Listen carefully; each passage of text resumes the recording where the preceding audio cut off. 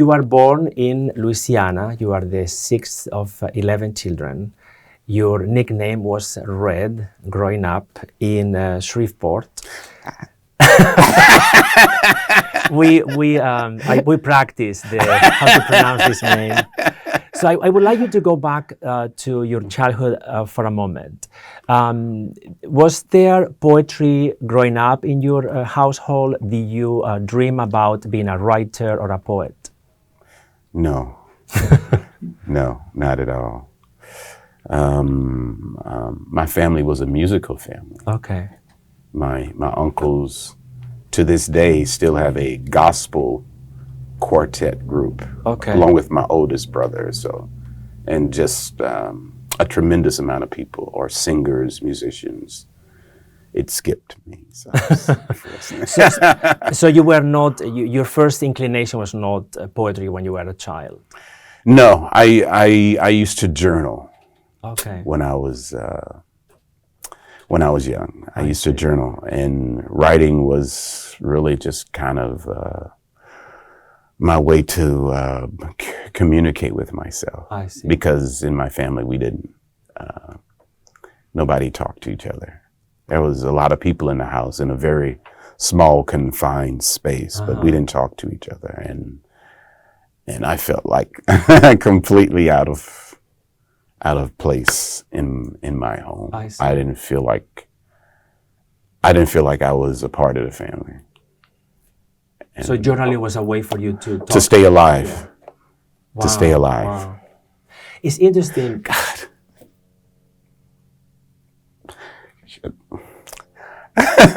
It's okay. That hurts. It's interesting that the opening poems in the book Blue, Red, Soul, Falsetto, the opening poems are almost like letters to specific people. It's a very personal poems in that book. One of the poems in this book is Skin Deep. Would you mind reading that poem? Skin deep. Underneath the scalp of stars forgotten, and the bruise of loss I wished my birth apparel were darker, black where sable shadows seek asylum. I long crave the glow of onyx tissue, like the charcoal cover of father's nails and lips, the relentless night in mother's hot combed curls. My 10 brothers and sisters wear chocolate. I was afraid of the dusk that melted across a small bedroom of ignorance. My pen chasing Niger's phantom. Colored was a small favor in Negro homes, inside a singed South, and my prayers. Today, my arms and face are sunburned, and I no longer chase a life scripted or the bottom known to Huddy Ledbetter, to harness the square root of melanin. I am the belly of Senegalese lowlands, the ebony of Tutukaman or Ramses.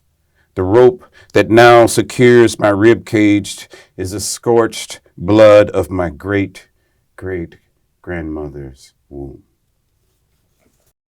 In 1975, you joined the Air Force, and then in 1981, you moved to Los Angeles. And while you were in Los Angeles, I like to use the word encounter. You encountered the world stage in Limer Park. It was founded in 1990 by Kamau Daoud and Billy Higgins. 89. And then with time, after that encounter, you became the artistic director of the world stage and also facilitator of the Anansi Writers Workshop. Kamau Daoud describes the world stage as the place where we deposit our tears. So just a couple of questions. How will you describe the world stage? How do you encounter the place, and how was the influence in your life? Transformative spiritual encounter. Yeah, because I don't see how a person can go there and not and not be transformed in some kind of way. I mean, it's a place where people deposit and give so much of themselves to support our community. I mean, and people have been doing that for 30 plus years at that place because they know how important art is in our communities, in our lives. Were you already writing when you went to the world stage? I've always written in some form. I've always, my entire life, whether I was writing poetry, songs, stories, I just didn't think about it as something that I would pursue as a life. I just did it. I just, I didn't think about it. Who was the when you went to the world stage? Who was there, or who do you meet? Oh my God! Actually, the way I got there, I was performing at I was doing some poetry in a Mexican restaurant in Pasadena, and I ran into Michael Datcher, Janone Adams, and A.K. Tony, and they invited me to come to the world stage. So. And the first night that I was at the world stage, 4344 Degnan Boulevard, I was sitting on the front row, and Kim Benjamin, one of the writers there, was reading these poems, these powerful poems about women and about being a woman, and I was just, I was just blown away. It was incredible.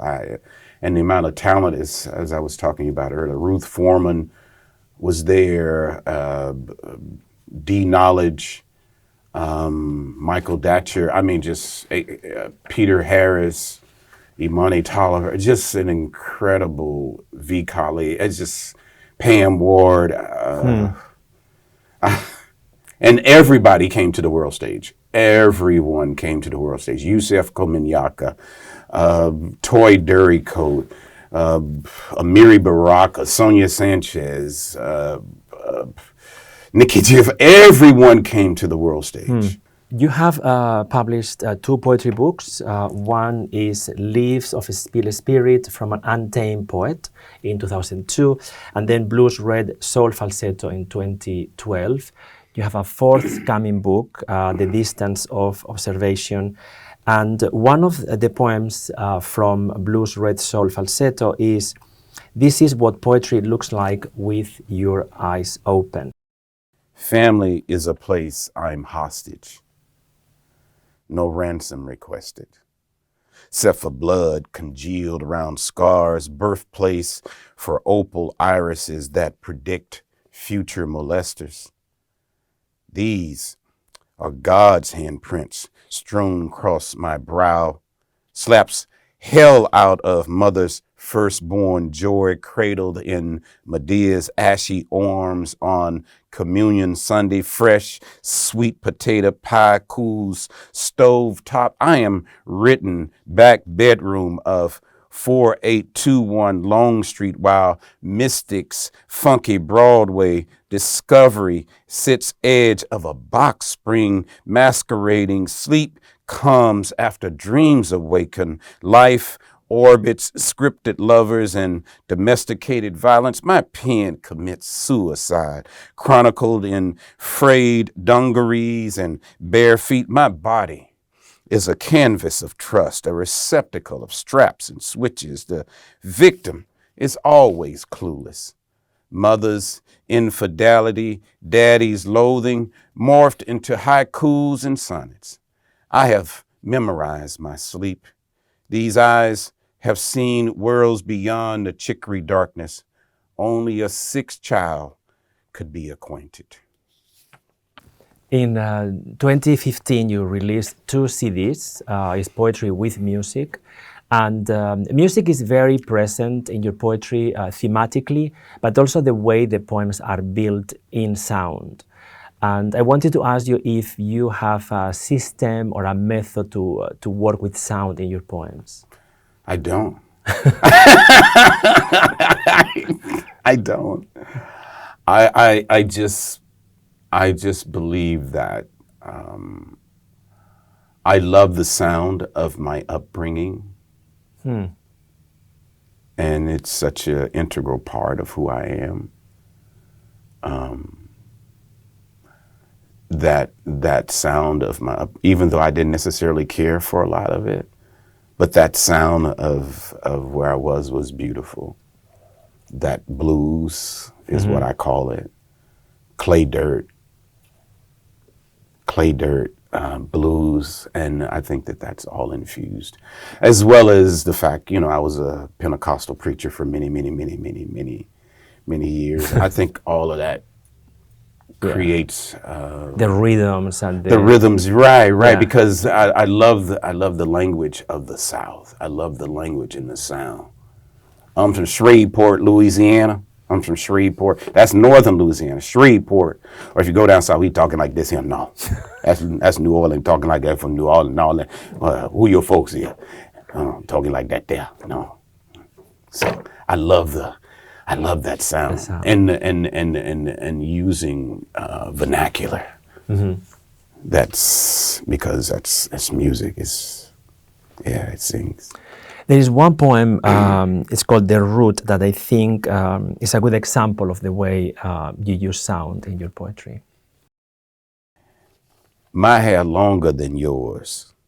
See, color of my roots, onyx boots, dug deep, buried West African soil, oiled and conditioned with Atlantic salt, water, massages, ancestral scalps with separation anxieties, torn follicles of home and land, unbraided families coerced into amnesia, sanctuaries locked, combed out, rotten seeds planted to grow discords, now segregated by hair, dementia, the modern European invention. C.J. Walker, she got that good hair. She got that good hair in vogue, like magazine covers, manipulate self-respect images. America is Delilah through exploitation, funding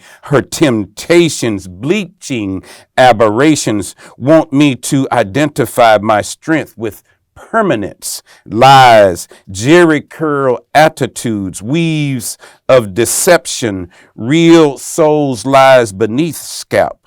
Afro blue just one way, my spirit flowers, coarse strands of bonded progeny, my hair longer than yours, and it's still growing. That was perfect. That was a perfect illustration of the sound. That was good. I wanted to hear that. Your poetry has a very consistent format. You use no capitalization normally. There is minimal punctuation. Also, every line works as a unit with its own meaning. There is very little enjambment. You can trust the line for the meaning. And I would like to know if this is a style that you had from the beginning, if the style has evolved. I believe it's something that I've always done, and yet it has evolved. Okay. Meaning that I'm always wanting to work to want it to be better, and to do the work that I want those lines and those words to do. As far as the punctuation, or I just suck at punctuation, so I don't. I suck at punctuation. So you just jump just over leave it alone. Yeah, I just yeah. leave it alone. I don't worry about it. But it works. I think it helps the musicality of the poem, the way they are built. I'm all about manipulating the language and not being confined to the way that it can be expressed or the words that can be used in order to be able to express that. That's very important to me, and it has to sing. For me, it has to sing. It's because I think it's all blues for me. Yeah. And blues is not just crying, because in blues, even if you got a new girlfriend, new boyfriend, whatever, a new lover, it's still the blues, it's still you talking about something that is deeply personal. These all the layers of the Absolutely. of living, It, all it, the it, layers mo- of the it moves emotion. me. It moves Yeah. me. There are many poems, or some poems in the blues, red soul falsetto, also in the anthologies you have been published, and the love poems or the erotic poems, and they are to me was very. I was very attracted to those poems because you use specific semantic fields. You use the semantic field of food, nature, and something a little unusual is the semantic field of the space. You talk about galaxies and solar systems and astronauts, things like that. I just want to Go ahead. not necessarily push back, but I don't see my poems so much as erotic as sensual. Oh, okay. And I think that there's a difference. For me, I'm a very sensual person, and I think that permeates who I am, no matter what subject I'm writing about. I just believe and know. Well, actually, I don't believe. I know that I'm a sensual person. Mm-hmm. I know that, and I'm every part of my being is sensual. It's just I can't breathe without it. I can't breathe without it. It's just it's who I am. So it's really about that connectivity that we have with life and with living. And sensuality is not sex or sexuality. It's totally different. It's just being in tune and connected to all that you are. No, that's an important Distinction. distinction. Yeah, no, totally. Yeah. Yeah. You galaxy, I satellite, ebony Milky Way, naked universe nurtured by confederation. I covet light years to discover your every world, the momentum of your planet's obsession is vertical. Your surface is fresh cream, and gravity's me in parallel orbit. I am astronaut, weightless within your atmosphere. Something I see as a constant in your poetry, I don't know how to describe it properly. There's a sense of either displacement or misplacement, or like almost like an impossibility to fit in. Wow, that's a very, very, very personal question. It really is. Growing up in the South in the 50s and 60s, I experienced a lot of racism. A lot, you know. And there's not just regular racism, you know, but there's also internal racism, especially in the Southern. And it's prevalent all over the country, but especially with Southern African Americans. There's this whole idea of colorism. Yeah. And they used to have a saying: if you're black, you stay back. If you're brown, you stick around. And if you're white, it's all right. So we always have what we call the paper bag test. You want to be lighter than the paper bag, the little tan color paper bag. So growing up in my family, I wasn't white enough and I wasn't black enough. So I was the only fair-skinned person in my family. And For all the 11 children. yeah, Wow. yeah. So my dad didn't think I was his, and so he just beat the shit out of me all the time. So that became a very difficult thing for me, and the fact that I felt so different. I wanted to talk, have conversations, and nobody wanted to talk. So that's how I started writing. Yeah. You have a new book coming soon. It's called The Distance of Observation. I don't know if you want to talk a little bit about the book and then read a couple of poems from Right, I do. It's a book I'm very, very proud of. It was edited by Peter J. Harris. Wonderful poet. Wonderful A poet. very good friend of mine. Very, very good friend. It'll be released on the 21st of August. The book release signing will be at the World Stage Wonderful. in the Mert Park Yes. on the 21st. So I'm pretty excited about it. So Great. to be doing it. So let's hear a couple of poems from. This first poem I'm going to read is called The Softening, Part 1. I am more than imagination. This is why Elohim took a bite of ether. Earth must have heard the eulogy. How she made me turn my head. Follow the serpent's pattern.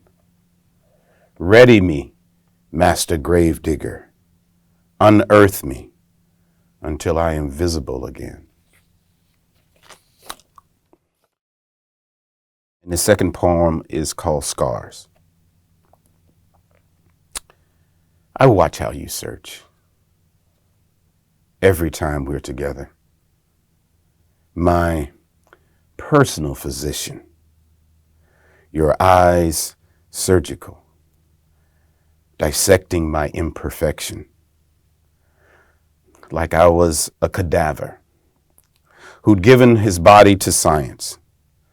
My skin forever confessing, secrets always surface.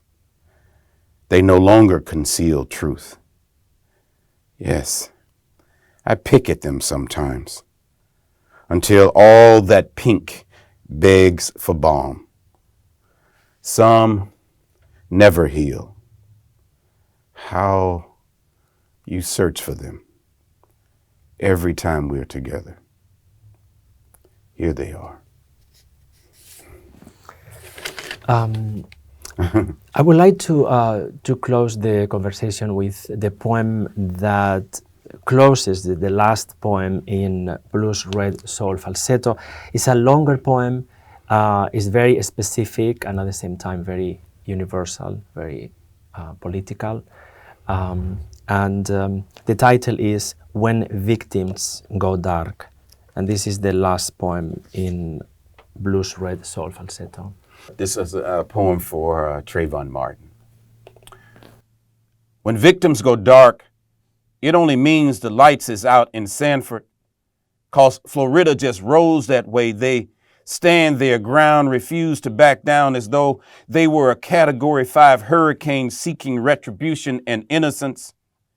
Everybody know black teenage boys always get away with suspicious behavior like chatting with girlfriends and wearing dark villainy for camouflage. When rain falls upon that sunshine state, that great state where they chad presidential ballots beneath a smoldering bush, black teenage boys best run from them name brand bullets, those pre-named bullets, and suspecting vigilantes whose testimony is a Venus flytrap. Everybody know black teenage boys can run fast, but they can't outrun the dark inside melanin and nightmares masquerading in human form. Stop. Where is your hall pass? How you get off the plantation? Fox News call a press conference to incriminate black in hoodies. Whenever you enter neighborhoods of convenience for Skittles, it's impossible for black men to stay dry, their temporalness washed away with thick red fluid. We disappear on the landscape of law and order. We disappear like ashy soldiers standing at attention next to an amputated jukebox. The lights were blown out in Sanford, Florida, where injustice poses an imminent threat. Runaway black in pants that sweat. Runaway black like contraband. Runaway black into trap doors and silence. But you can't outrun gun control, and the NRA can't defend yourself against the inertia of the inevitable. Black teenage boys are always underneath a neighborhood watch, always test subject for laws flawed at birth and historical context. Mama, can you come and get me? I'm being followed by false leads, and my birthright Searchlights and profiles have transformed me into a 2D hologram daddy. Please come and get me. The night is chasing me down where my blood is frozen on pavement and my bones are arranged like 17 confessions, screaming face down like the quiet of murder. Everybody know black men ain't good for nothing except glossy pine boxes and incarceration 911. My name is Trayvon Martin. Can you please help me return home? Self-defense conceals this judicial privilege, then shoots the 6-foot unarmed shadow 911. My name is Trayvon Martin. Please help me. I'm trying to return home. Daddy's expecting me black. Yes, I'm clicking my heels, the heels of my sneakers 3 times. I won't go out when dark. I won't go out when dark. I won't go out when dark. When victims go dark, justified homicides are the neon chalk for silhouettes. When victims go dark, 911 is never an adequate color for response. Trayvon, are you still on the line? Do you still need help? 911, my name is Kenneth Chamberlain. Response time is now 6 months. When victims go dark. Thank you. Thank you.